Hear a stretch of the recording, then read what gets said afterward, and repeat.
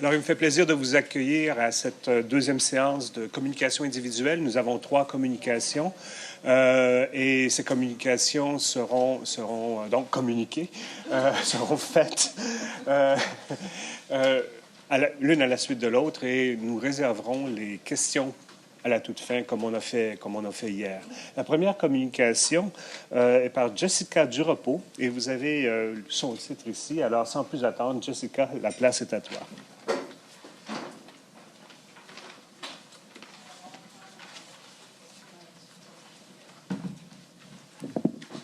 So good morning, everyone. I am very happy to be with you all this morning.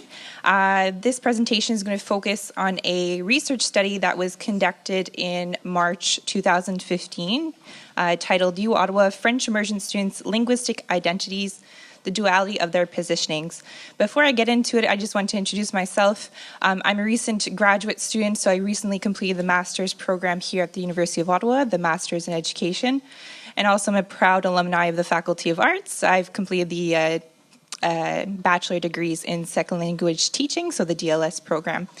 So since my research, I have been able to work as a support staff, working closely with French immersion students, particularly in the mentoring program. So I look forward to discussing these topics with you. This particular study focuses on French immersion linguistic identities. So as we know, ongoing research is being done in French immersion at the university level, but less scholarship and less research has been done in terms of their linguistic identities. In fact, we don't really know what really happens to students once they transition from the high school context to a university context. So this research attempts to contribute to that, better understanding that transition, better understanding what their linguistic identities are, how are they shaped, and more so how are they positioned, how do they position themselves, but how are they positioned by Francophones as well. So again, do they consider themselves bilingual? Do they consider themselves Anglophone, Francophone, Francophile, multilingual? There's a variety of choices, right? And it's not, as we'll see in this research, it's not static. So just because they self-describe as a bilingual, it doesn't mean that they won't change their mind due to their various student experiences on campus. So today what we'll do is we're going to explore this research through different facets. So first we're going to talk about the purpose, a little bit about the research context, although a lot of my colleagues have already talked about the French immersion program here at the University of Ottawa, so I won't spend too much time on that.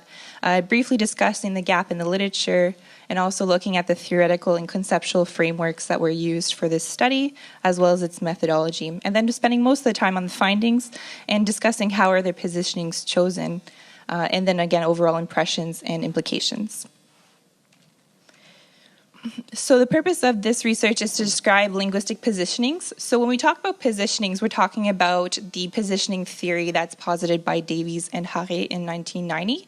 So the positioning theory accounts for this duality. So for example, a student can say, I identify myself as a bilingual. I speak French and English. But then the other side of the positioning theory can also account for the fact that they are being positioned. So when they're speaking French in the classroom, maybe a student will say, oh, you're an Anglophone, or you're a Francophile. And so you can already see where this crux, this crossroads of identities could be difficult for a student who's in first year transitioning out of the high school system. So this is what we're looking at, is the lens of the positioning. So the study describes the linguistic positionings of 3 first-year post-secondary French immersion students at Canada's largest bilingual university, which of course is the University of Ottawa. It's also examining the approach. So when we know that French immersion was founded in Montreal in 1960s, and since then only a handful of Canadian universities have adopted the French immersion program at the post-secondary level, simply because it's described as unpopular. So there's not that many formal occasions at the post-secondary level to continue French immersion, but in this case, it is possible at the University of Ottawa. So my colleagues have already explained a lot of the nuances about the French immersion program, but something that's particularly important for my study is the fact that when they're in the K-12 system, they're in an Anglophone school board. So they're spending a bulk of their time with the same students who are in the French immersion program within that school board from K-12. So sometimes, as we discussed earlier, some of the teachers don't have a high level proficiency of French. Sometimes they don't even speak French in their French immersion class. However, at the university level here at the University of Ottawa, what I want you to remember is sometimes for the first time, they're the minority in a minority, meaning that they're in a classroom where they're surrounded by francophones who are speaking a variety of French that they maybe never heard, and you can imagine how intimidating that would be in their first day in the first class of first year. So just to kind of give you an understanding of that nuance is so important, and particularly important to mention for this study. In addition, you have to keep in mind that the students here at the University of Ottawa have to spend at least 20% of their studies in French, so at least 2 courses per session. And beyond that as well, there's a variety of reasons why students are attracted to this program, such as the generous scholarships and also other advantageous attributes. So the question that guides this research is, how do French immersion students who have graduated from a secondary school French immersion program in Ontario position themselves towards Francophone language and culture during their first year of undergraduate enrollment in the University of Ottawa's French immersion program? So to date, as I already mentioned, there's been significant research that's been done in terms of immersion at the university level. However, understanding their linguistic identity has not yet been explored in full. So this research contributes to that better understanding this struggle that students experience, especially in the transition from high school to post-secondary. And the reason why it's so important to better understand it is because when we talk about student experience, we talk about student experience in multifaceted ways, and this is certainly one of them.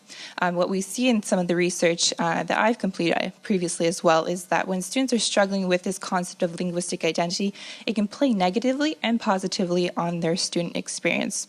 So this is one of the reasons also we continue to work towards better understanding this concept and this part of the student experience. So there's 2 types of frameworks that frame the study, and just briefly just to gloss over it, in terms of theoretical framework, there were several frameworks that were used. Most importantly for today is the positioning theory, as I've already mentioned. So this is the lens that allows us to see the duality of their linguistic identity. How do they position themselves, and how are they being positioned? And to conceptualize that, here's the conceptual framework, where you see that the French immersion student is at the center of the study. But what we're most interested in today is the crossroads between the secondary school context and the university context. And that's where in this transition we see this linguistic identity and the student experience. So this methodology was based on a previous study that I've already mentioned. So in 2013, I presented the findings at the CERVAL conference in 2014, rather, based on the pilot study completed in 2013. And what was concluded in that study is that the particular participant in that study had such difficulty with her linguistic identity that she was considering leaving the French immersion program, which in fact she did. So based on those findings in that framework, the methodology was built on for this study as well, with keeping a case study and narrative inquiry approach. So the recruitment of the study was done in March 2015 via an email, and the tool that was used to recruit was an open-ended multiple choice questionnaire. So a total of 573 students were contacted, and an incentive of a gift card was also awarded to randomly 25 students and encouraged them to participate in the study. An important criteria for this study was that all the students had to be first-year French immersion students who completed their high school, so K-12 education in Ontario. In total, there was 85 respondents, so 31 were interested in pursuing the second half of the study, which was the interview stage, and then 18 met the minimum criteria, and 3 were chosen. So again, the instruments that were used was the electronic questionnaire, which was multiple choice, which helped to purposively sample the group and then choose the final 3 participants. And then also the Seaman approach was used for the interview process. So this was particularly important for this study, the Seaman approach from 2013.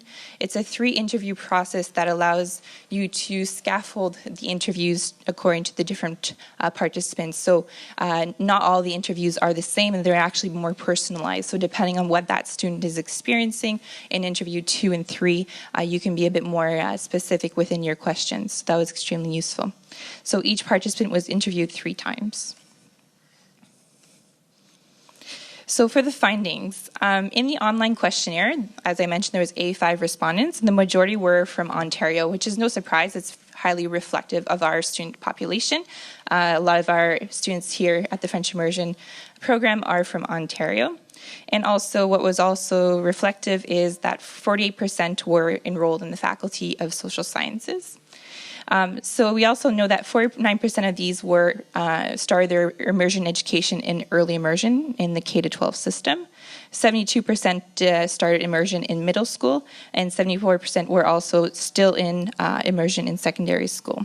And most of the respondents were female, which is also not so surprising. Our male student population is rather smaller than our female student population. So when we're talking about linguistic identities and positionings, what's most interesting for us today is that 40% of these describe their linguistic identity as bilingual. So on the survey, question 25 asked them, how do you identify yourself? Bilingual, monolingual, Anglophone, Francophone. So these were the results. So 40% identify themselves as bilingual, 26% identify themselves as Anglophone, and 26% multilingual, 5% Francophile. So it's kind of interesting because, you can see that there's a large shift towards identifying themselves as bilingual, but then there's that slippery slope. What does that mean? And how are these identities impacted throughout their first year at the university? So the participants who were chosen for the interviews were 3 females, all from Ontario. The first one is from London, Ontario, second from Toronto, and the third is from Ottawa. They've all been studying French immersion since early immersion and completed it in Ontario, of course. And what's interesting is all participants were from the same faculty, so it's Faculty of Social Sciences, and the same program, Political Sciences. And they all had the same goal, is they all wanted to become lawyers. So after coding the themes, this is the list of themes that emerged, and I'm not going to spend too much time on this, but there's one theme I want to draw your attention to because it was probably the most surprising of all. You're probably going to say, what is Purple Bracelet? Purple Bracelet is an incentive that we have, a tool, so that students can wear the purple bracelets who are in French immersion and identify themselves in the classroom. So that's pretty interesting. They had a lot to say about that. So here is our positioning. So when we looked at the different types of positionings, we have subjective positioning and interactive. So subjective positioning is how they self-identified, and interactive positioning is how they were positioned in a classroom exchange. So whether it's in class during group work or a professor said something and they interpret it in such a way. So participant 1 in the beginning said she was bilingual, and then second, during our conversations in the interviews, she said that she was more of a bilingual or an Anglophone based on some of her experiences in the classroom.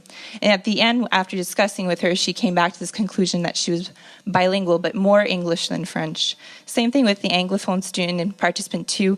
Anglophone is what she identified first in her questionnaire. Then after talking about some of her experiences in the classroom, she said, oh no, I'm actually more bilingual. And then again, when she was reflecting on her own experience and just her own identity, she came to the conclusion at that time that she's trilingual. And participant 3, again, said Francophile. Then after experiencing some things in the classroom, said maybe more Anglophone. And then subjective, again, their own reflection, she said, I'm an Anglophone becoming a Francophile. So I'm going to show you some quotes why this happened. So participant 1, her subjective positioning, she said, I see myself as bilingual. But then after experiencing some interaction, she says, well, I know when I hear people that are French-speaking English and I can tell that they are Francophone, I don't even ever consider them not bilingual. I'm almost always like, Well, they can speak both languages, but I don't know about everyone. So it's kind of always like there's a concern. I don't know.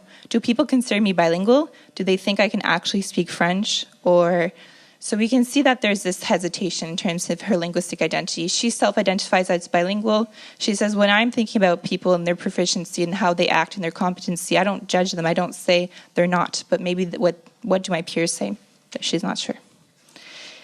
In her subjective, she says, I speak 3 languages, and I would tell them that I'm equally, English speaking as I'm Russian, speaking as I'm French speaking, because it's under different contexts and circumstances and environments. So I wouldn't even say Anglophone or bilingual. I think it's a combination of all 3. I'd say I'm trilingual. So that's her own reflection. But, in interactive positioning, she says, well, everywhere I go, all my French courses, all my French friends, they are all automatically putting me in that category of Anglophone. And I guess when people place you in that category, you start to believe yourself that's what you are.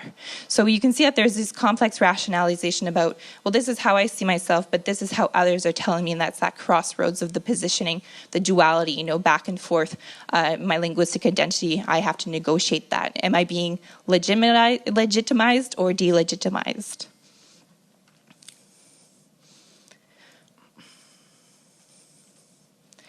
So the pedagogical and research implications. So what we are concluding here is we can ask ourselves further, how can teachers and professors engage students with French immersion linguistic identity? So this is something that maybe is not explored in the classroom, and we don't really talk about that before getting to post-secondary education, is how to navigate these kinds of conversations with our fellow peers, whether they're Francophone, Anglophone, or just in general. And I think it's worthwhile examining this kind of topic in our research and in our discourse and within our classrooms as well, in the K-12 system and even in the post-secondary education system. How can we prepare students to face positioning? How can we build resiliency and remind students that positioning is not necessarily a negative experience, it can actually be rather positive as well. Again, the study's objective was to describe linguistic identity and examine issues related to identity.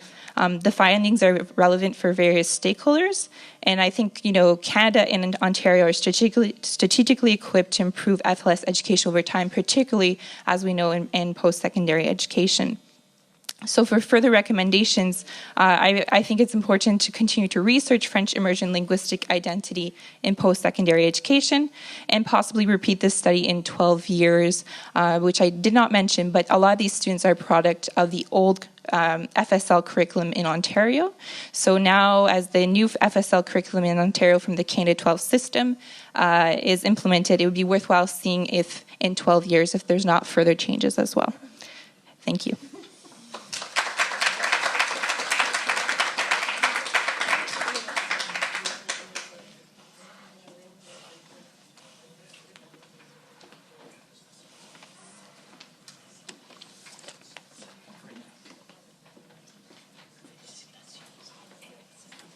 Thank you, Jessica.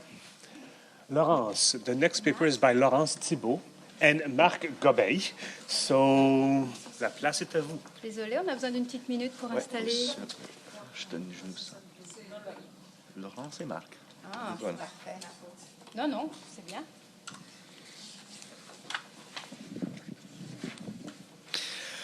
Donc, on en a parlé un petit peu hier que les étudiants dans le régime d'immersion assistent à des cours de discipline en français et sont accompagnés dans un deuxième cours par un professeur de langue seconde qui traite de la terminologie et des concepts dans le cours de discipline.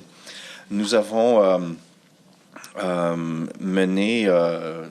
a lancé un sondage auprès de ces professeurs pour comprendre ce qu'ils ont vécu, quels sont leurs besoins. Il faut savoir que ces professeurs ont une formation en didactique des langues, en linguistique, en phonétique, mais rarement est-ce que les profs ont été formés dans cette approche particulière. Ce n'est pas exactement du français sur objectif spécifique et ce n'est pas du français langue seconde typique non plus. Donc, quand le régime d'immersion a été créé en 2006, les professeurs qui faisaient partie de cette forme d'enseignement ont reçu une certaine formation, un certain accompagnement fort des découvertes et des connaissances. Ouais, OK. Donc, le sondage auprès de ces profs, je vous explique d'abord, parce rapidement, la formule du cours d'encadrement. nos étudiants, nous voici dans un cours de discipline, plein d'étudiants francophones et quelques étudiants d'immersion parsemés dans la classe, et le professeur de français langue seconde qui accompagne les étudiants pour prendre connaissance de tout ce que font les étudiants dans le cours de discipline. Un peu plus tard dans la semaine, dans un cours de 90 minutes, le professeur de langue et les étudiants d'immersion se rassemblent pour revenir sur le cours de discipline. C'est une formule qui ressemble un peu plus à l'école secondaire, donc très bénéfique pour les étudiants. Mais le professeur est confronté à toutes sortes de défis. Donc, déjà, il y a les défis typiques d'un cours de français langue seconde. Donc, les différentes compétences des étudiants, leur motivation. Sont-ils là parce que c'est un cours obligatoire, parce que c'est un cours qu'ils veulent aller prendre pour les aider? L'autre défi, bien sûr, c'est d'avoir une évaluation égale à travers les différents cours de langue. Les défis typiques d'un cours de français langue seconde. Mais dans un cours d'encadrement linguistique, on a des défis additionnels. Essentiellement, on se retrouve au cœur d'une tempête. Donc, on a le besoin des étudiants en français langue seconde, un défi habituel, mais aussi en discipline. Le professeur doit naviguer les deux. Il faut faire attention de ne pas confondre la langue et le contenu, la discipline. Il y a aussi une grande question de gestion du temps. 90 minutes dans une semaine pour revenir sur ce qui a été fait dans le cours de discipline. Et même dans le cours de discipline, il y a certaines difficultés. La complexité de la matière, l'enseignement du professeur de discipline, sa structure ou absence de structure. Est-ce que c'est un cours de bio, un cours d'histoire, un cours d'économie? Donc, il faut arriver à arrimer le cours de français langue seconde et de discipline.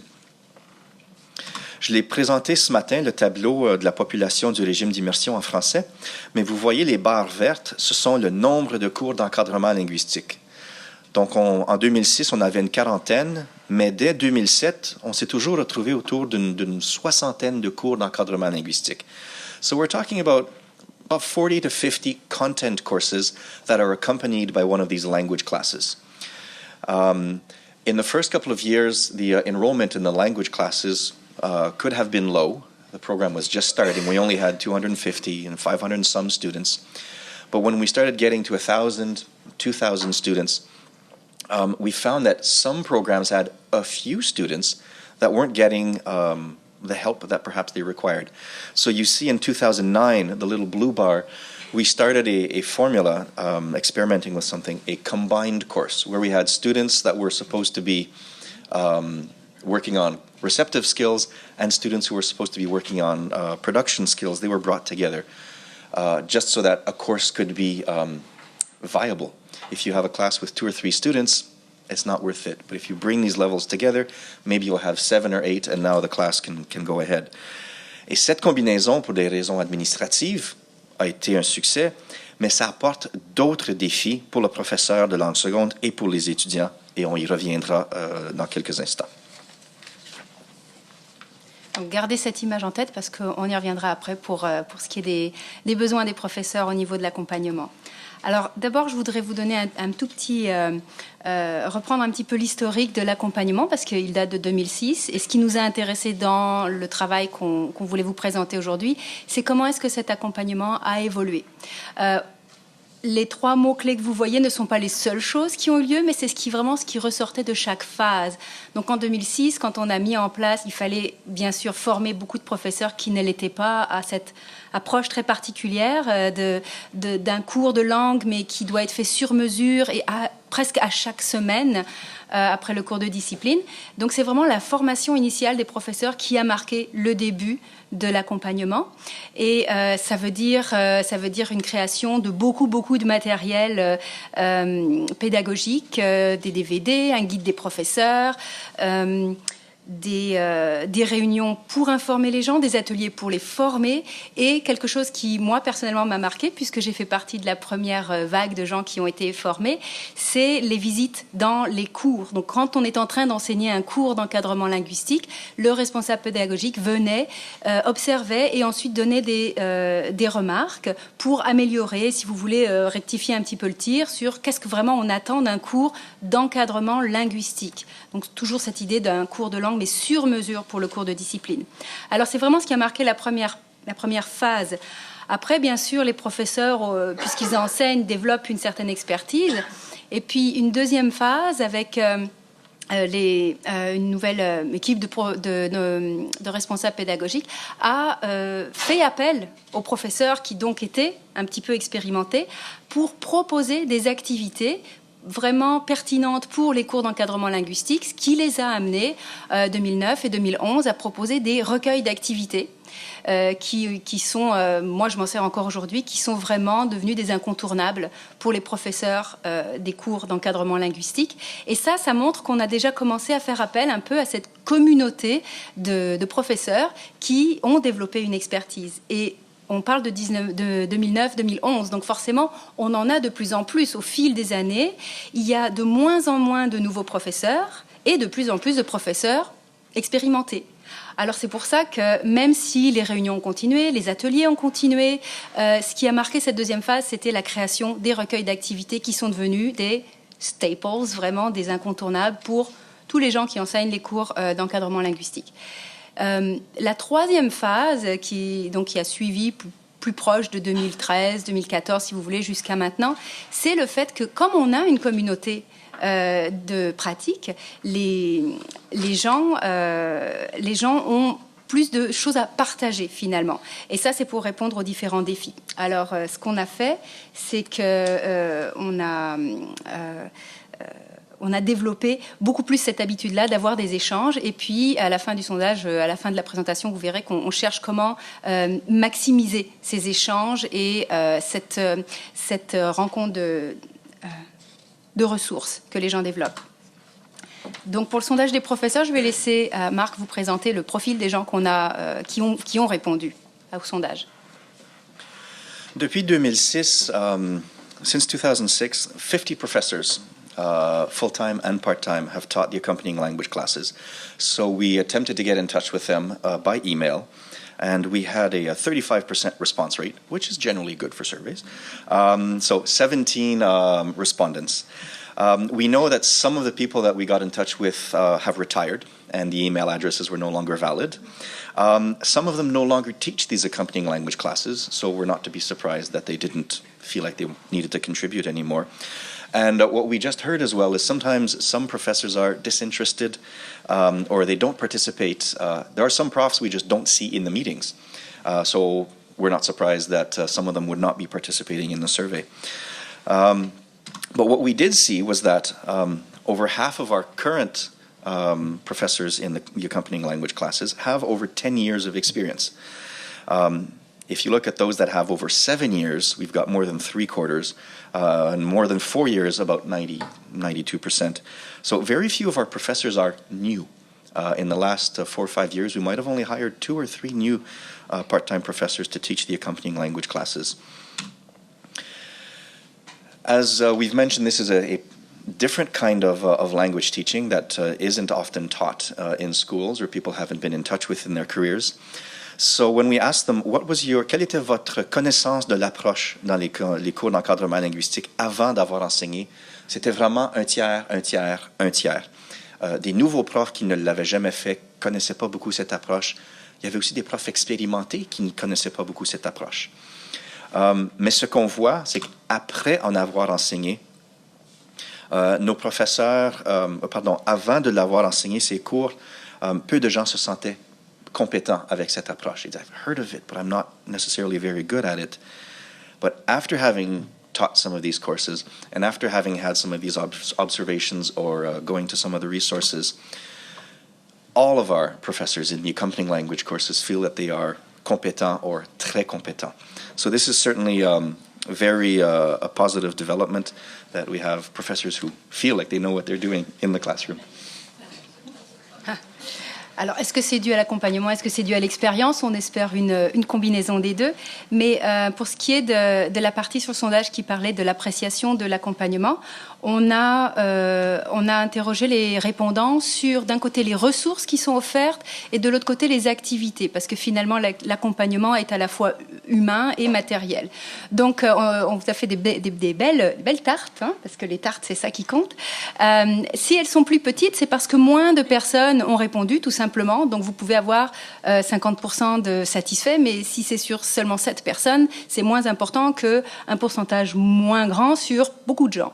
Donc, ce qui ressort, c'est que ce sont les guides des professeurs et les recueils d'activités dont je vous parlais tout à l'heure qui sont vraiment ressentis comme des outils utiles, donc des choses finalement que je remarque qui sont des objets papier que les gens peuvent avoir avec eux dans leur bureau quand ils sont en train de préparer leur cours. Et concernant les ressources humaines, on voit que finalement il y a une satisfaction globale avec un peu plus pour les rencontres individuelles et les rencontres de partage, c'est-à-dire donc le moment où on est content que le responsable pédagogique soit disponible, on peut lui écrire, on peut l'appeler, on peut l'attraper dans un couloir pour lui poser une question spécifique. Et les rencontres de partage, c'est vraiment quelque chose qui est très apprécié depuis longtemps, mais surtout ces dernières années, puisque c'est devenu notre moyen principal de partager et les questionnements et les solutions. Pour ce qui est de la satisfaction générale par rapport à l'accompagnement reçu par les professeurs, alors on peut lire cette réponse de deux façons. On peut considérer qu'il y a un peu plus de 60% des gens qui sont satisfaits ou très satisfaits. Et ce qui nous a frappé et qu'on a dû garder en tête, c'est que parmi les répondants, il y avait quand même un certain nombre de gens qui étaient les responsables pédagogiques de la première heure. Donc forcément, ces gens-là ont moins d'attentes de la part de l'accompagnement en termes d'amélioration de leurs compétences. Alors, si on enlève les 4 personnes qui ont dit 100 objets, on se retrouve à 90% de satisfaction de l'accompagnement. Donc, ce sont deux façons de lire ces statistiques. Pour ce qui est des nouveaux besoins, on se demandait est-ce qu'il y a des nouveaux besoins particuliers.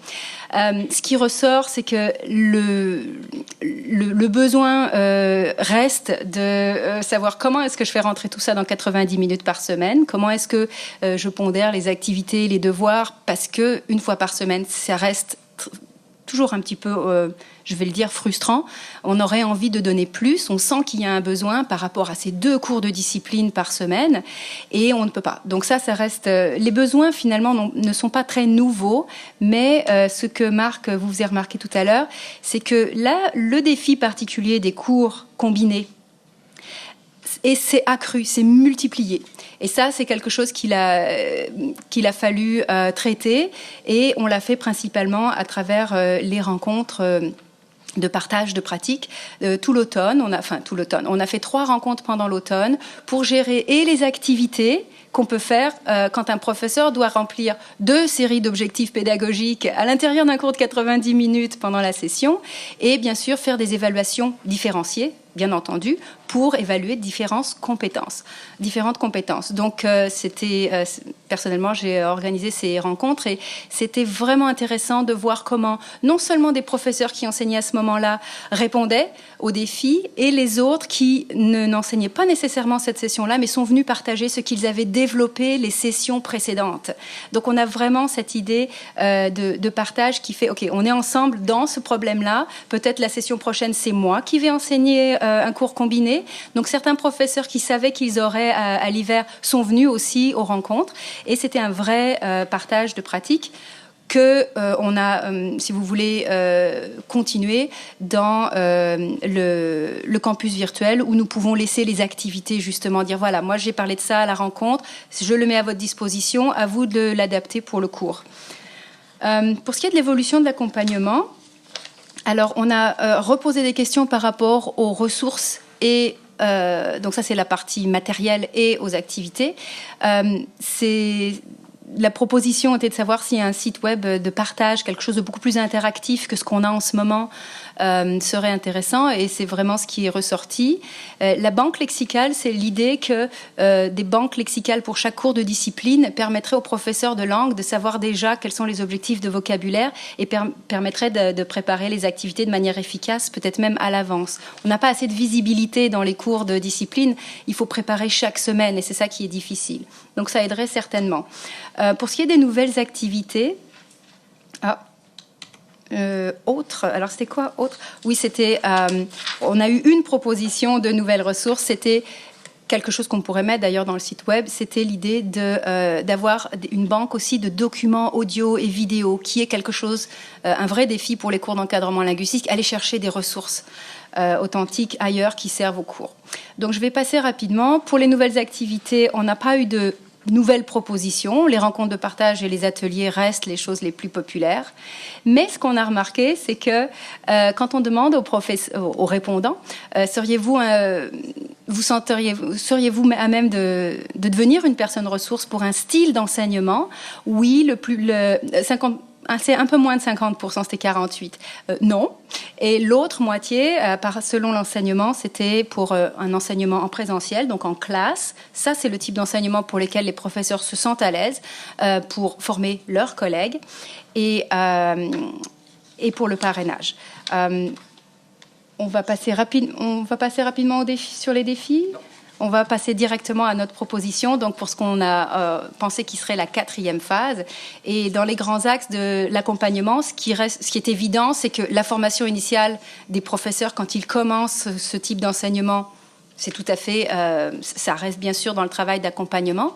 La vérification des plans de cours reste quelque chose qu'on doit faire, qui n'est pas nécessairement une demande de la part des professeurs, mais qui fera partie de l'accompagnement. Et là où on a des propositions à faire au niveau de l'accompagnement humain, c'est l'idée qu'on est beaucoup plus là pour coordonner des rencontres et enrichir le site collaboratif qu'on aimerait pouvoir mettre en place. Donc l'idée, c'est que les professeurs ressources se sentent professeurs ressources formateurs de leurs collègues pour un point précis et chacun prend un tour de parole. C'est-à-dire, à cette réunion-là, ma collègue va former les professeurs sur tel point qu'elle a maîtrisé au cours des années. Et après, on change. Donc, ce n'est pas nécessairement une formation depuis en haut, mais à travers les pairs. Un peu plus raffiné, si vous voulez, que les rencontres de partage, avec une personne un peu plus en charge. Et cette partie humaine serait en interaction avec un site beaucoup plus collaboratif, beaucoup plus interactif que ce qu'on a pour l'instant, où c'est le responsable pédagogique qui doit tout mettre, et on voudrait quelque chose de beaucoup plus collégial, où on pourrait mettre les activités, les liens, donc les différentes choses qui sont ressorties, et notamment aussi la recherche en immersion au niveau universitaire. Donc le pratique et le théorique. Et merci beaucoup pour votre écoute. Merci.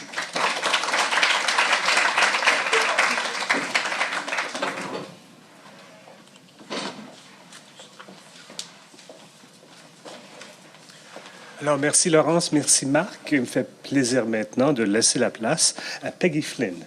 Peggy, please.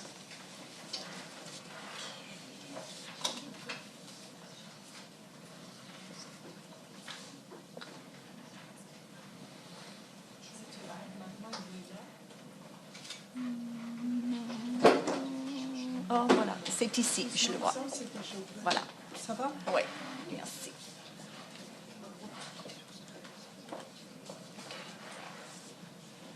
Am I good? Okay. Thanks.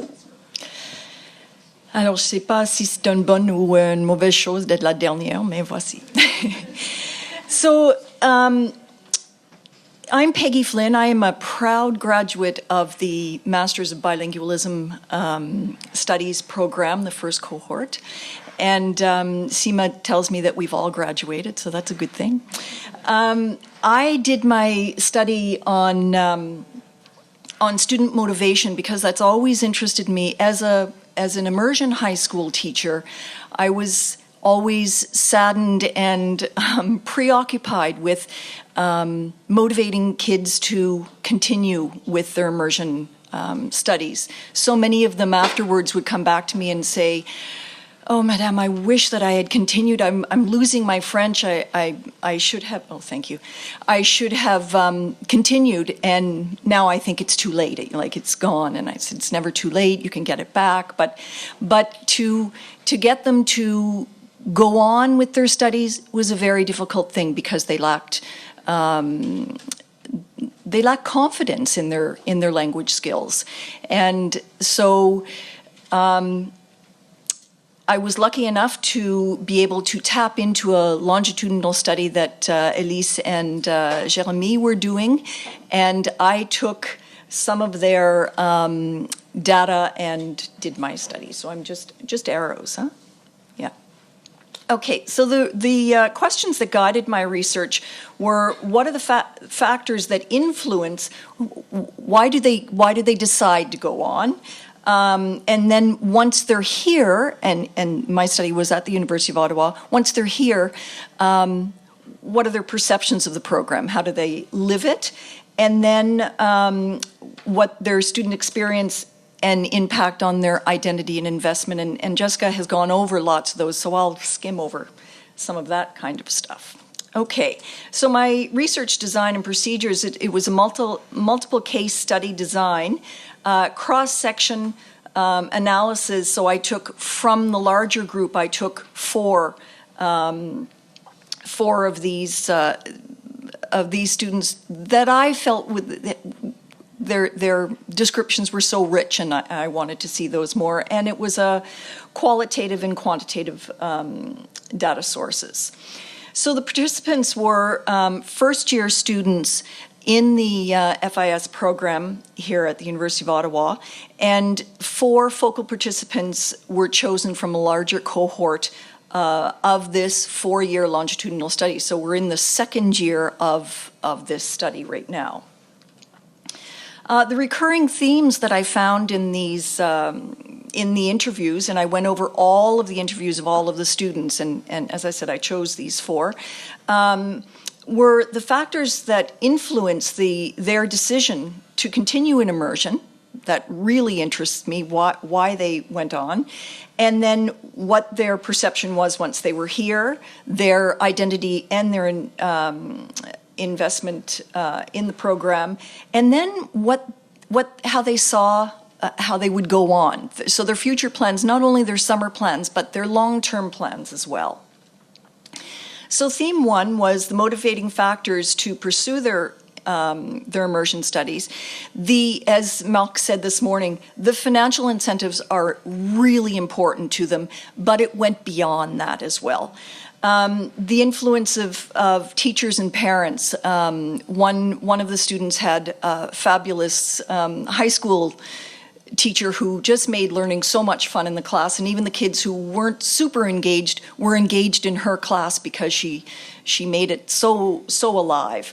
Another one had a parent who was Portuguese, and a Portuguese father who said language learning is just so important, and he really pushed his daughter to continue, and she didn't realize how important it was until she came to this program and lived her first year, and that she saw how many more doors were going to be open to her.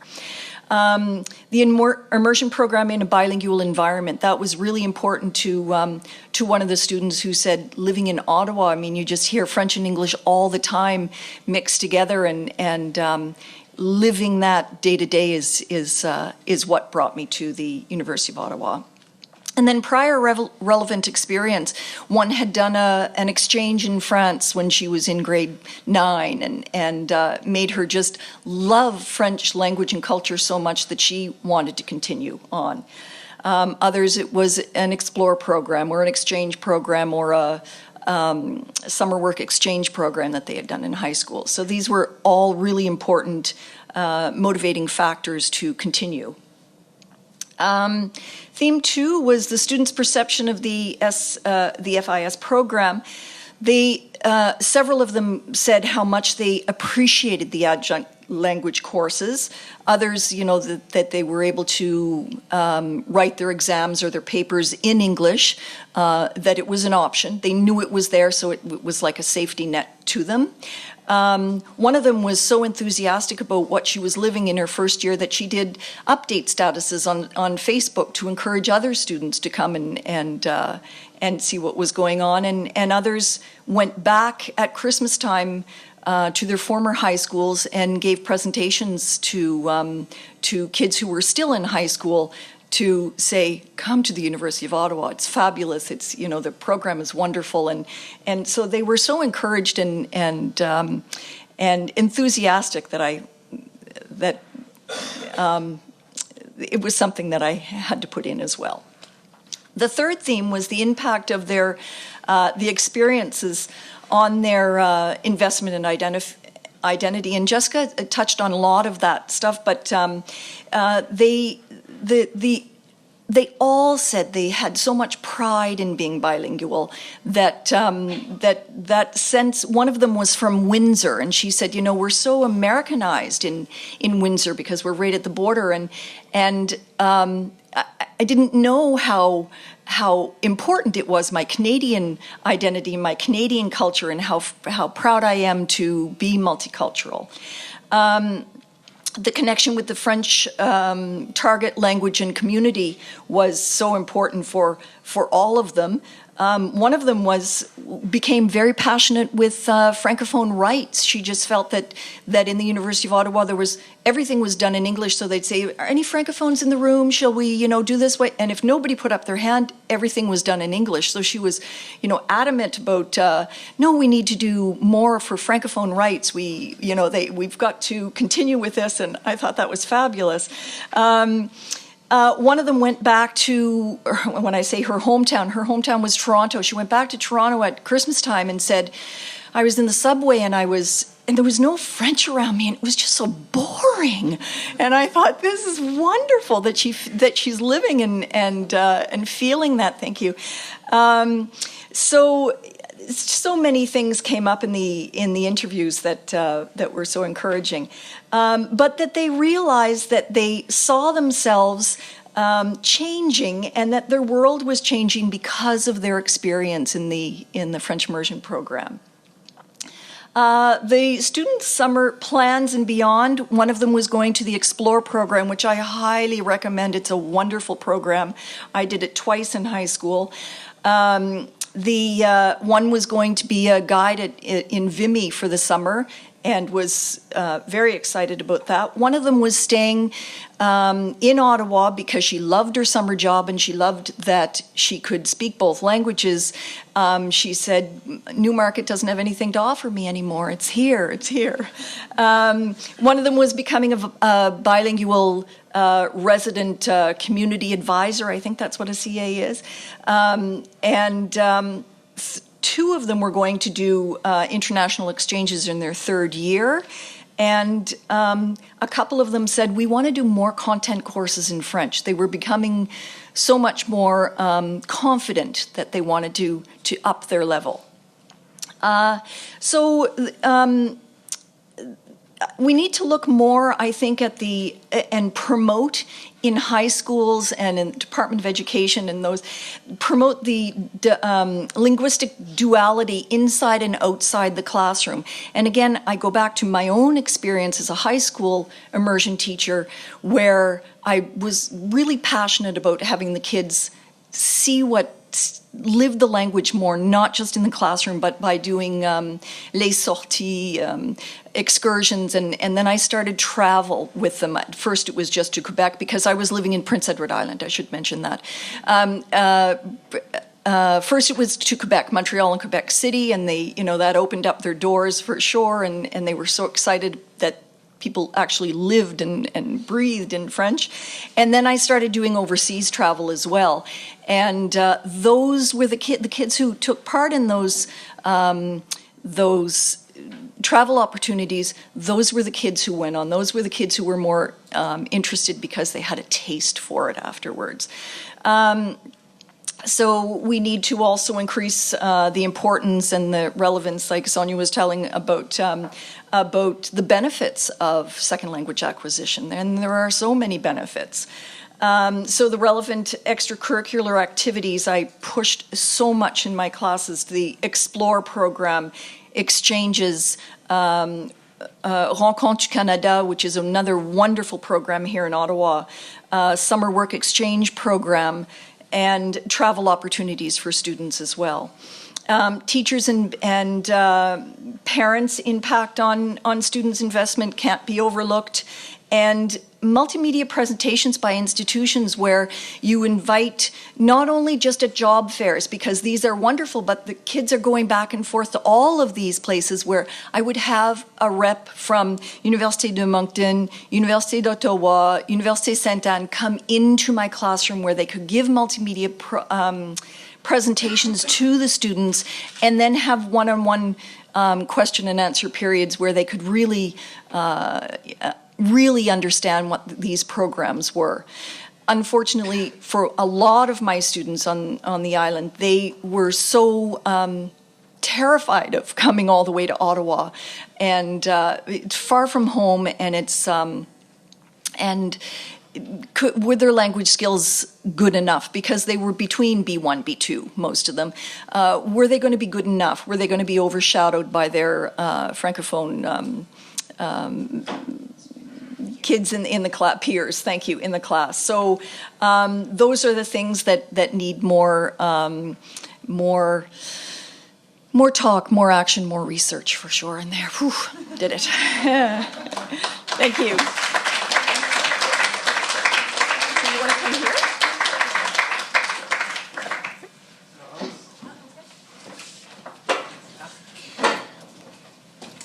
Alors, si les participants veulent s'avancer, s'il vous plaît, pour les besoins de la discussion.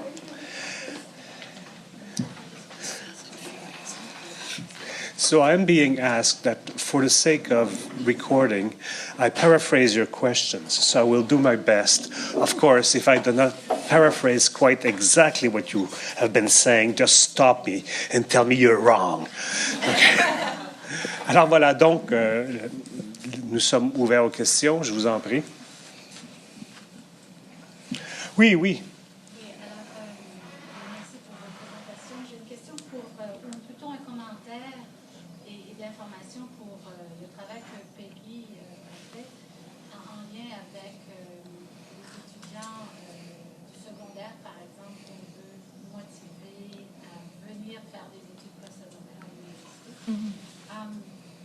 In BC, SFU is the institution that offers French language programming, and in order to attract students from all over the province, we have a plan stratégique of recruitment. So each year we do hire a couple of student recruiters. And just to give you an idea, from September to April this year, they visited 87 schools in BC and did 215, because you were talking about presentation. And of course, you know, our goal is to attract students from all over the province, which is our mandate. But we also find that teachers are very happy having someone, a Francophone. And actually this year was very interesting. We had a Chinese student who had immigrated to Canada who spoke perfectly French. And she was traveling with another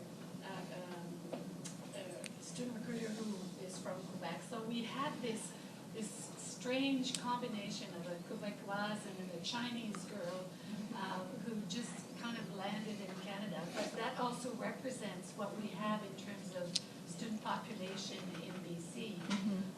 So they went across the province, over 200 presentations. And teachers really appreciate, because for some teachers in the north of BC themselves are the product of French immersion as teachers. They're so happy to have some real Francophone person coming in and speaking to students, and then also to demonstrate to their students that, gee, see, here's a Francophone person or Francophone who speaks a good French, very good French, and the students understand. So that has a positive impact on the students themselves. And another strategy that we use, and this we can only do it. Claire, je m'excuse, je dois paraphraser tout ce que tu dis et mon buffer est un peu plein présentement. J'aimerais que tu arrives à, s'il vous plaît, à une question pour Peggy le plus rapidement possible. Oui.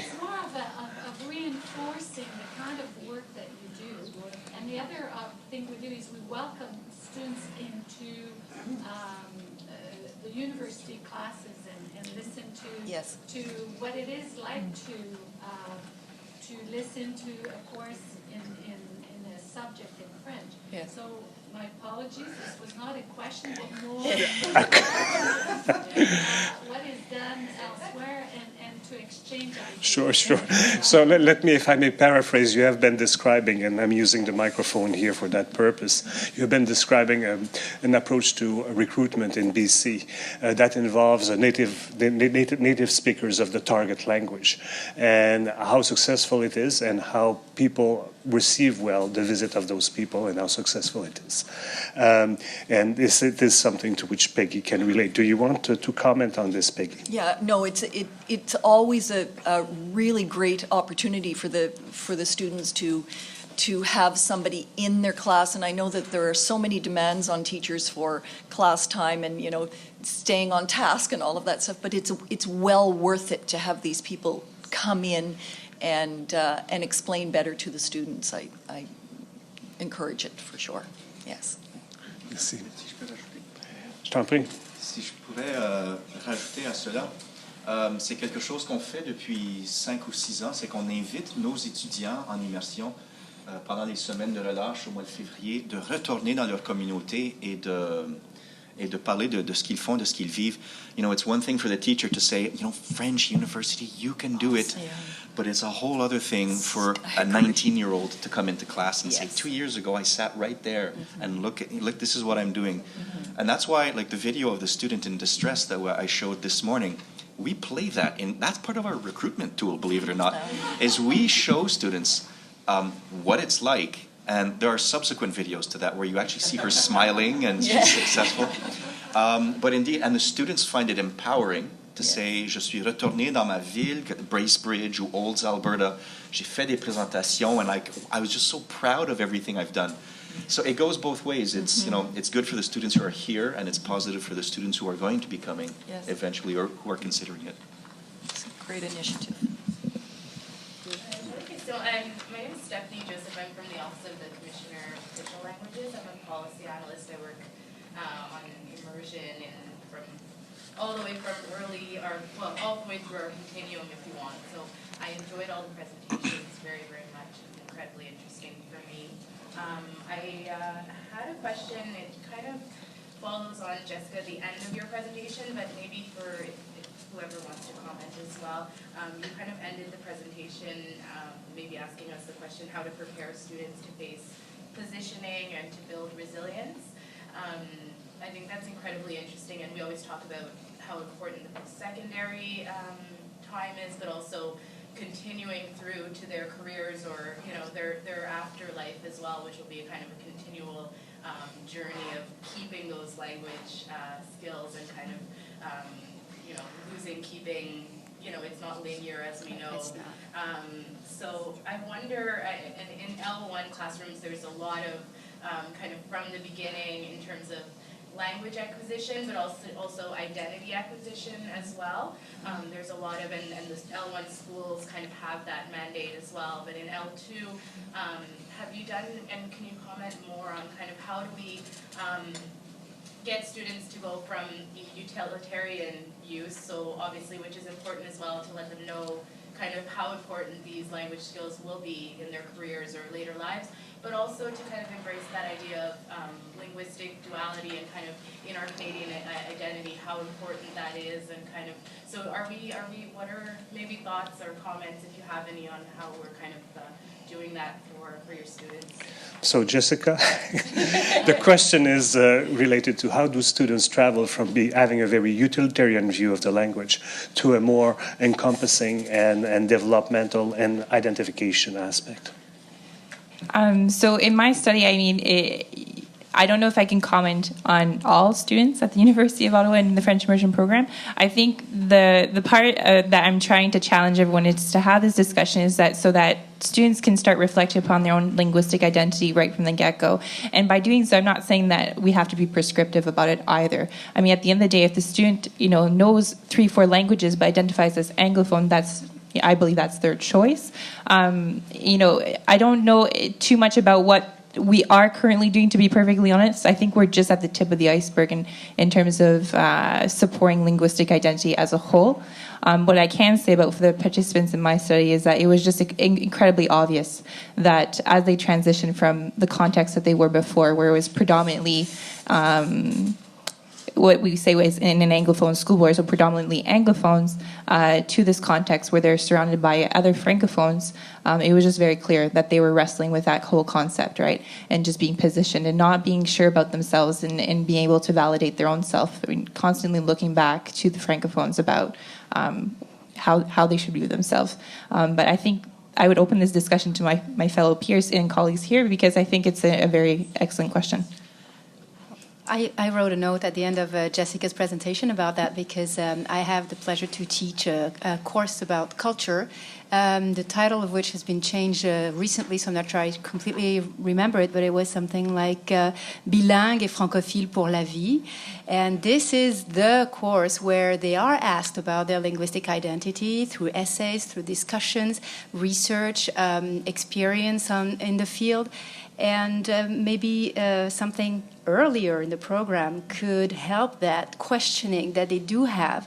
And it is just fascinating to see the evolution of their cultural identity, or at least the one that they are building every day, between the beginning of the session and the end of the session. It is really spectacular. So is it because they have all that background experience throughout their years at the university, or could we ask that question earlier? That's really a question, a mental question that I wrote for myself because of your presentation. I think we put a lot of stress on the students to identify. I meet students when we do recruitment and I say, pourquoi est-ce que vous voulez faire l'immersion à l'université? And they say, oh, je veux être bilingue. Mais tu es déjà bilingue. I say, what you're looking for perfectly bilingual. I say, oh, give up now, because that's not going to happen. But there's this thing that as Francophones, we get all the time, we hear it like, oh, I won't speak French to you because it's so bad you'll be insulted. Like, I'm insulted because you're not speaking French to me. So there's this thing like we don't want to make mistakes, we don't want to offend. And what I see, and I think it came out in some of your studies, is, I had a French teacher who was amazing and who just instilled this love in me. So we have some students who come here and the only thing they have ever heard of in French is Tintin or Astérix, and others who say, no, we had a French club and on connaît Stromae, toutes les paroles, toutes les chansons, puis les films. So it's something that, goes all the way back into high schools, studying the language, not just the language, but also what you do with it. Agreed. Nikolai. Quick question for Mark and Laurence. This has come up a little bit, but I'm also wondering if you can comment a little more on, it's obviously a large program where you need to work with a number of different professors who teach these courses, the content courses. And would you comment a little bit on following up on your previous comment on the norm of French that is expected of these students, because you're saying that we place a lot of pressure on them, and could it be that in some cases the norm varies depending on the content course that they take? Some professors have very high expectations of them, and maybe they do expect them to be perfectly bilingual, whereas other professors may be more lenient and realize that perhaps it's impossible for them to be perfectly bilingual. And do you find that there is uniform understanding? You're talking about academia, you realize, yeah. So the issue is, are there varying norms depending on the content course regarding the expected level of knowledge of the other language? That's definitely for you, Mike. Yes and no. In a French studies course, where we're studying la littérature francophone, la poésie du monde francophone, I think there are norms because the professors have PhDs in French lit. We have accounting professors who don't care at all how you speak as long as your numbers add up. In biology, physics, even in communication, you'll have professors who expect different things from their students. And in the book L'Immersion au niveau universitaire, there is one chapter on content professors and how they view these interactions with these students, what these students bring to them. I've heard of some professors who say, je serai intolérant envers les erreurs en français et vous allez me remercier pour cela. And other professors who say, you know what, what's good for the immersion students, I will gently penalize your French mistakes on your first essay, moderately penalize them on your second essay, and by the third essay, we're getting serious. It's progressive, but not just for the immersion students, for all students. So I don't think it's a discipline thing or a departmental thing or a faculty thing. Individual professors have different views of the matter. Yeah, it's really a human thing. If I think about the different introduction level courses that I've been in as the little red teacher in the content course, what happens is that sometimes they never really hear the students. And so if it's all about written exams, the bottom line is you can write in French or in English, but please don't mix them in one sentence. Something that's interesting as well from the just don't do as we do. The sociology course, for example, it is. I like the advice of the content teacher who tells the 200 students in his course.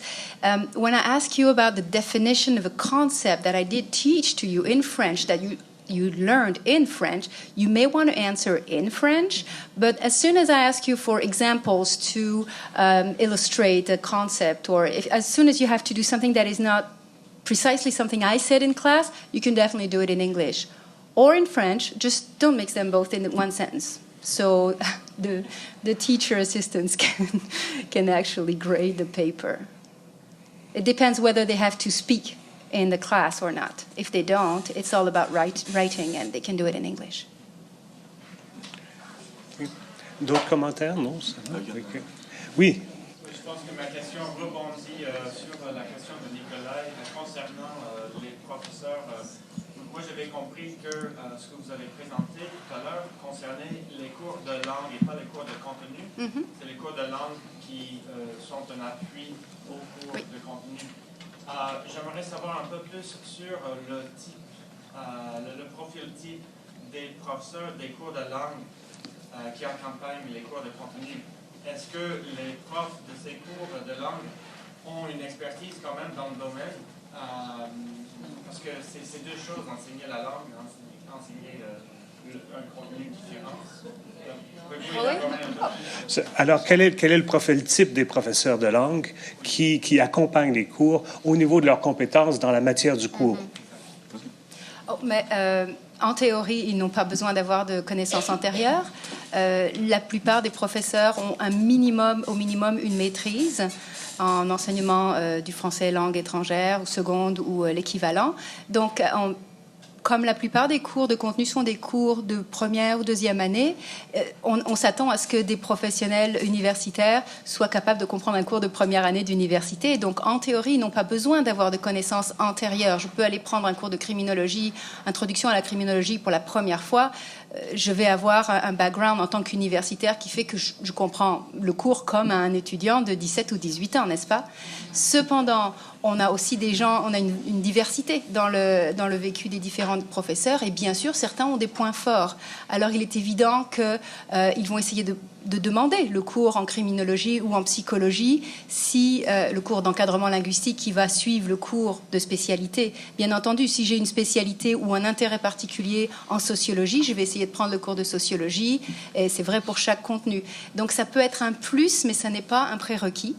Et oui, mais il faut préciser aussi que les professeurs dans les cours d'encadrement linguistique travaillent les éléments linguistiques de la discipline. Le prof de langue ne va pas reprendre les concepts de microéconomie comme dans un groupe de discussion ou un assistant à l'enseignement. On travaille les éléments terminologiques de cette discipline.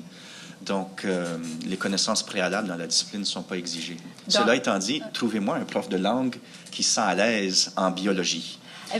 Ou en macroéconomie. Ils sont rares, ceux-là. C'est ça. Il y a quand même une tendance naturelle à aller demander à enseigner un cours d'encadrement linguistique dans un domaine qui, si on n'a pas nécessairement de connaissances antérieures, au moins nous intéresse, et on est prêt à justement faire la recherche supplémentaire qui entoure l'apprentissage du lexique qu'on va faire dans le cours d'encadrement linguistique.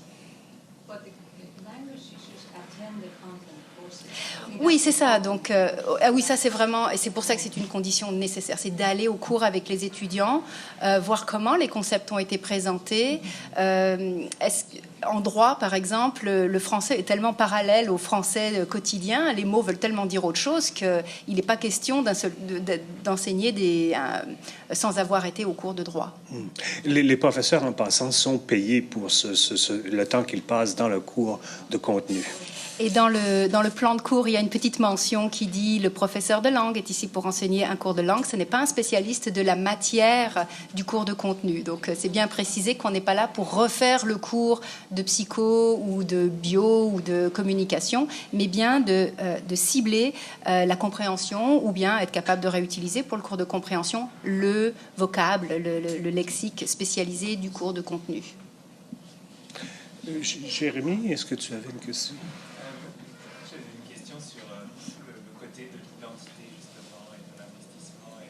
On a parlé, et je trouve que c'est très important, de la perspective des profs et des étudiants d'immersion en particulier, mais est-ce qu'il est dans vos recherches et vos entrevues aussi, donc pour Peggy aussi, vous voyez aussi des traces de l'impact que ça a sur l'identité des francophones qui interagissent avec les étudiants? Est-ce que le travail identitaire que l'on suggère pour les étudiants d'immersion pourrait être aussi quelque chose qui est... Bien sûr, ça va impliquer l'autre, puisque c'est l'autre qui positionne, mais est-ce qu'on voit que l'autre a aussi été positionné ou a aussi bénéficié en réalité de la chance de travailler avec quelqu'un qui est en mode apprentissage de langue, transformation identitaire? So the issue is whether or not the students, the Francophone students in the classes also would show an impact of interacting with immersion students. I smell a PhD project. Indeed.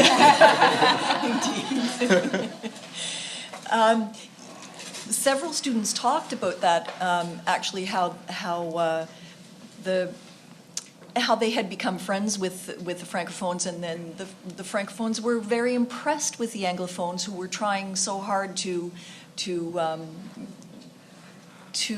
améliorer. Improve.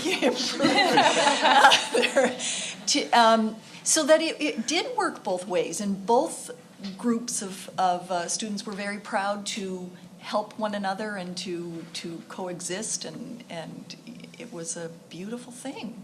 Yeah. Anything else? Yeah, I would say similarly. There were some instances in my participants' experiences where, they did have extremely positive experiences in the classroom working with Francophones and building friendships. On the other hand, there is also some accounts of negative experiences in the sense that because Francophones are in a minority on our campus, I think some Francophones are maybe surprised to find that there are second language learners in their classroom in the French immersion program, even though we're a bilingual university. And because the Francophones are in the minority, I think sometimes, according to what my participants said, is that they don't want to necessarily spend the time, doing a group project, for example, with someone who is learning French as a second language or continuing in the French immersion program, simply for the fact because they're concerned that the grade they'll receive on their group project, for example, won't be as strong as it could be if it was done by a Francophone peer. So I see that there's two instances. I think there's an openness to the idea, but then there's some resistance as well because students are concerned about their grades for their own academic performance. If I can just add, Jessica, you make me think of the fact that maybe sometimes we need to give students a break about speaking 100% French or 100% English, because being bilingual is about managing both languages, and yes, sometimes in the same sentence. And especially when they're preparing for a class project, we could give them a little break in that time of preparation for a product that will be in French.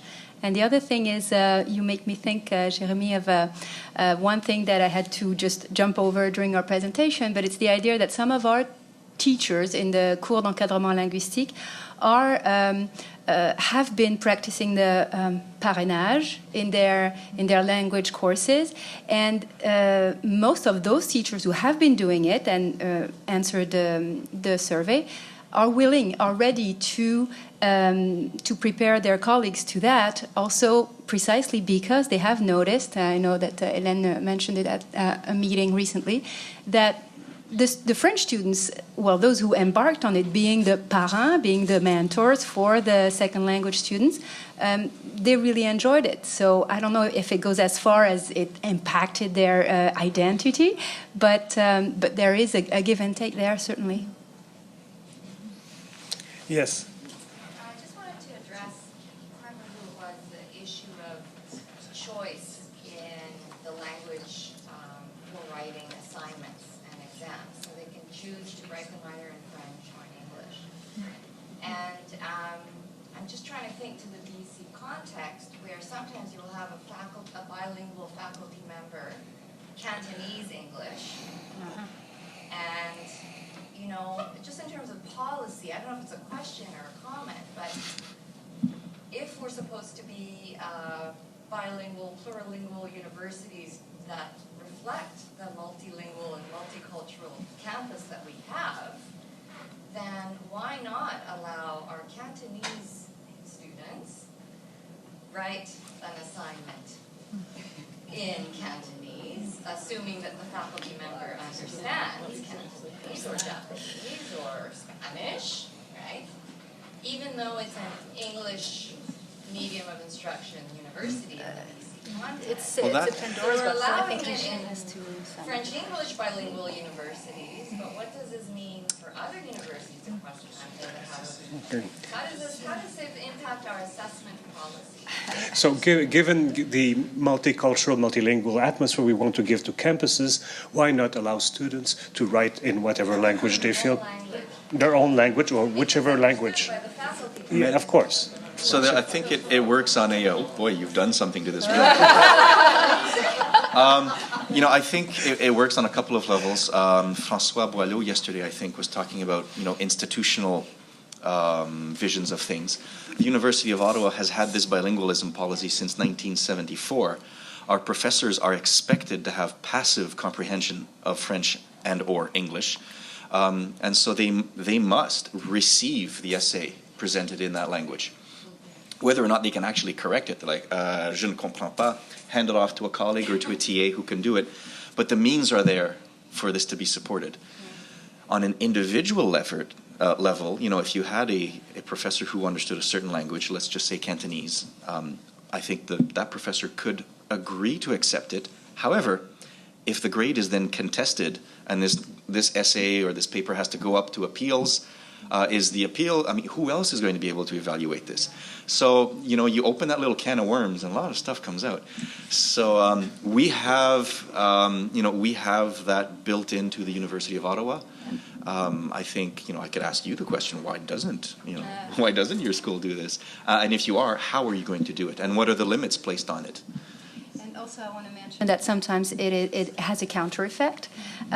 For first level, for the comprehension level in the cours d'encadrement linguistique, we do encourage them to answer in French. But because we have this policy that is above the cours d'encadrement linguistique, we can't really fight it. So sometimes it makes it harder for the teacher to encourage the students to answer in French, which would be the philosophy of their whole program.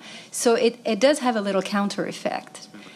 And the other thing is obviously the fact that not the same teacher always teaches the same class. So it is a bit of a kind of worms. I think it sounds like an ideal in terms of being practical. I don't know how that would be implemented as a new thing. For us, it's because it's above. It was there before, and we are within that pattern. Yeah.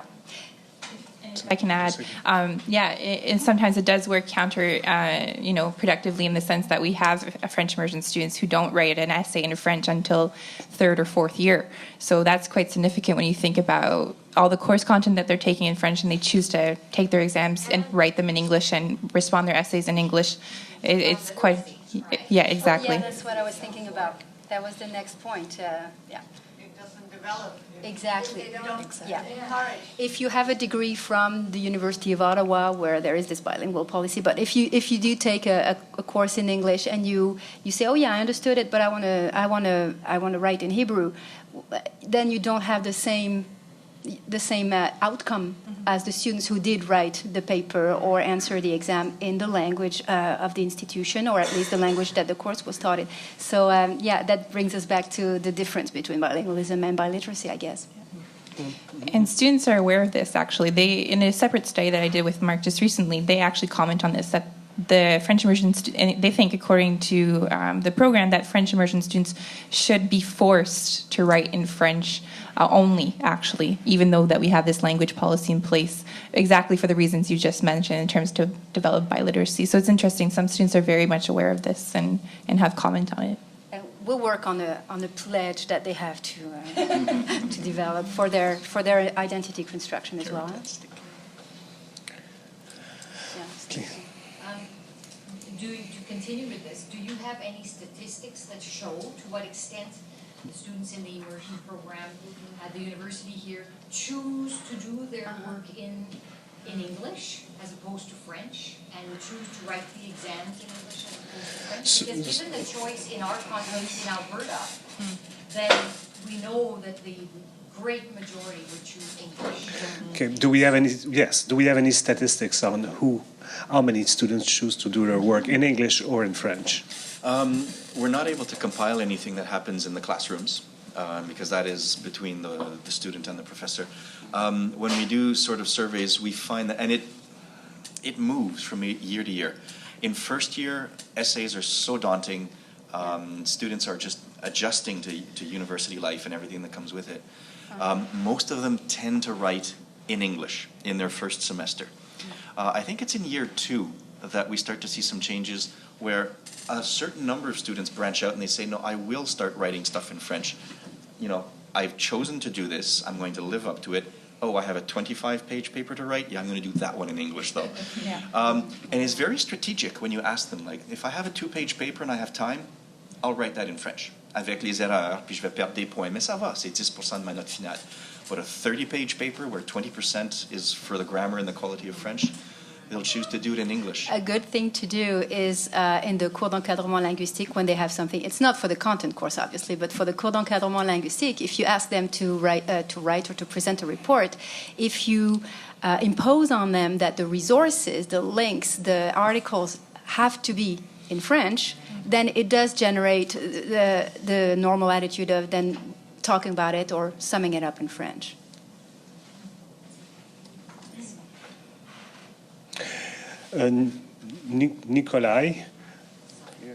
Nikolai d'abord, oui. Ensuite. Regarding the last comment that Mark had about the grammar and the quality of French, do you have any maybe impressionistic view on how is quality of French versus quality of English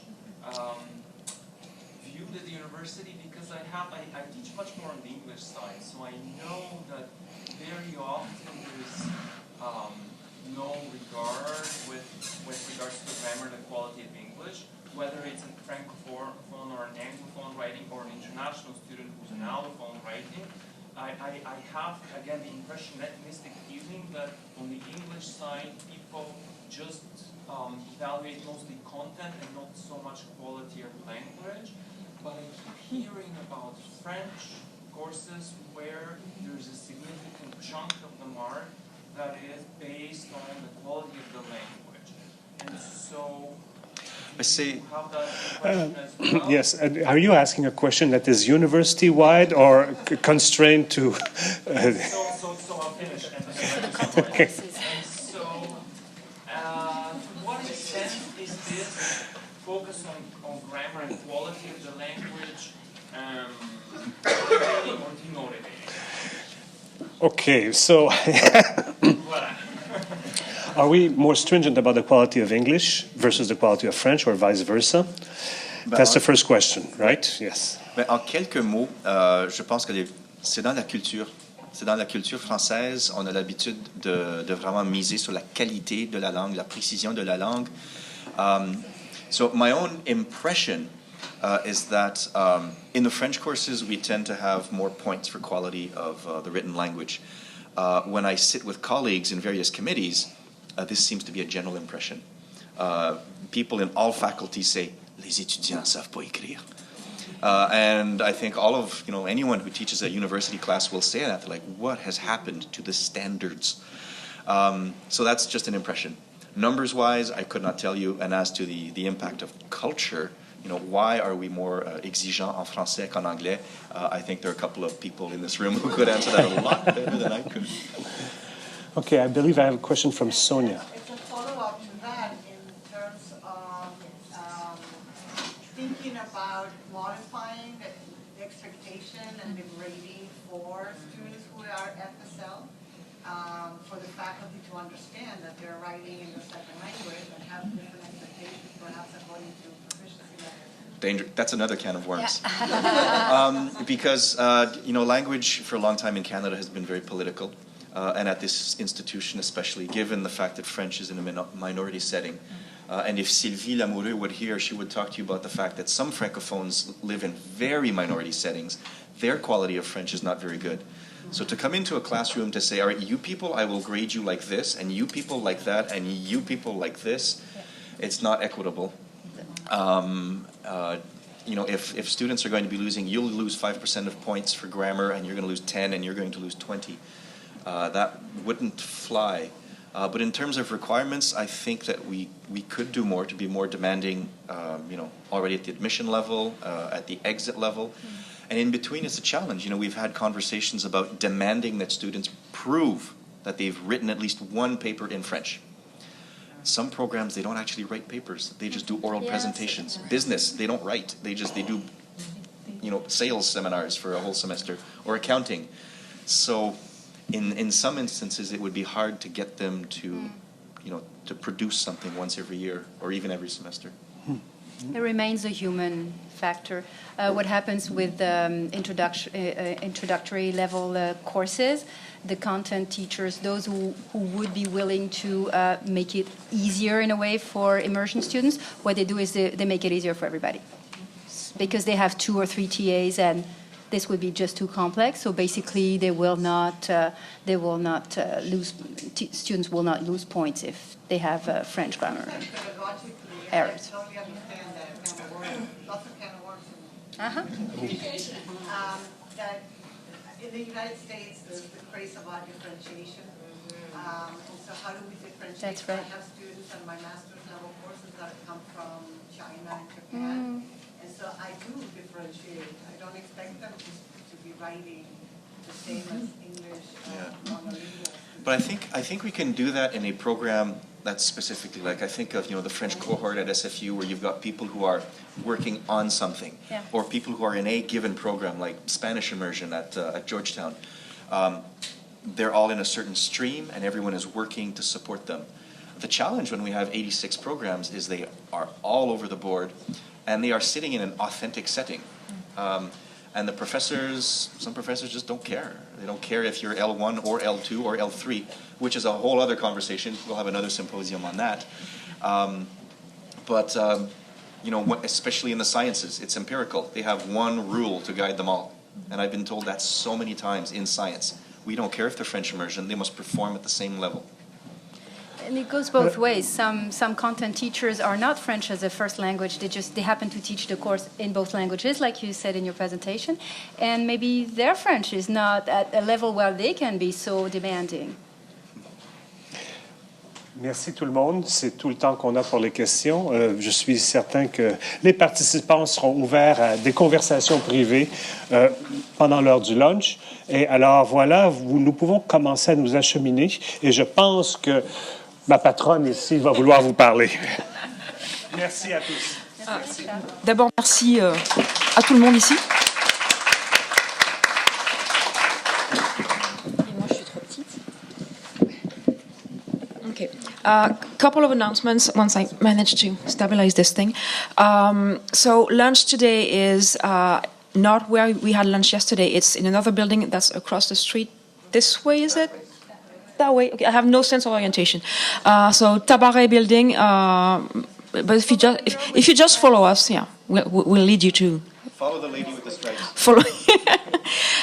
The other thing I wanted to mention is that you may or may not have noticed there's a table in the hall from the University of Ottawa Presses that has a couple of books of interest for the theme of the conference. If you want to have a look at them, they won't be back, I guess, this afternoon. So we have a few minutes before lunchtime if you want to have a look at them. What else was I supposed to say? Oh, yeah. The evaluation forms that I talked about earlier this morning, there is a box on the table if you want to leave yours. But we will also send them electronically after the conference once we've had a couple of days of sleep. So if you if you want to send them back electronically after the conference, you can also do that. Yes, Jennifer. For those of us who are not going to follow the lady in stripes to lunch, what is the room number? Tabaret 112, la rotonde. La salle Huguette Labelle. La salle Huguette, la rotonde, la chapelle, la salle Huguette Labelle. Sandy? I believe these wonderful people who are filming us stay in the room and hold the fort. Any other question? Okay, so follow all the Ottawa U people to lunch.